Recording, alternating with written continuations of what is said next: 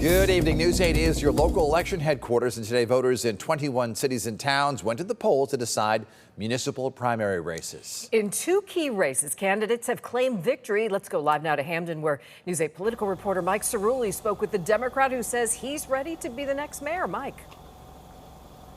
Hey, good evening to you, Lisa and Dennis from Hamden. Adam Sendroff pitched himself to Hamden Democrats as the candidate best suited to help the town navigate its financial problems and skyrocketing property taxes, and it appears as though members of his party agreed that he's the best man to carry the Democratic banner in November. Facing a competitive field of four fellow Democrats, Adam Sendroff swiftly declared victory Tuesday night, saying he'd won resounding support from the voters. I think they probably saw somebody that they could see as mayor who has the experience and vision necessary to lead Hamden into the future with all the different challenges that we have. Chief among those challenges is the state of the town's finances. Decades of debt and a recent property revaluation have snowballed onto the backs of residents who face steep tax bills on their homes. Sendroff touted his record both in the private sector and in town government, presenting a 5-point plan to rein in town spending and enlist the help of the state government to lend a hand. The property tax issue was by far the #1 thing voters we spoke to said drove them to the polls looking for solutions. My big issue is that I live in Spring Glen.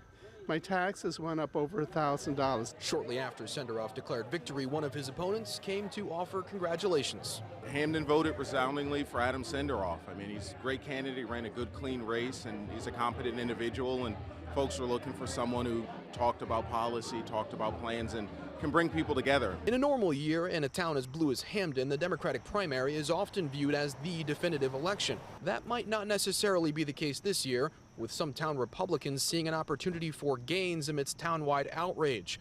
The Republican candidate for mayor, 24-year-old Jonathan Katz, was out greeting primary voters all day, even though he's not on the ballot until November.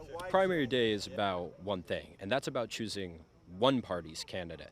I'm out here to remind people that there are more choices. There are other choices that will help us move past the dysfunction and the mismanagement that has plagued this town for years when it comes in November.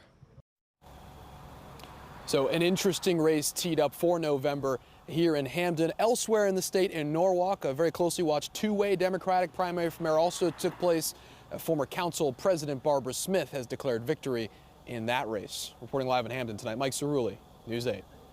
All right, Mike, and turning now to the latest Democratic race for New Haven alderperson in the 3rd Ward. Angel Hubbard has secured the win with 58% of the vote over Miguel Pittman. And Leland Moore has the check mark with 84% of the votes over Zelina Harris in the Democratic race for alderperson in the 18th Ward. Stay with News 8 both on air and online as we continue to track the latest results as they come in.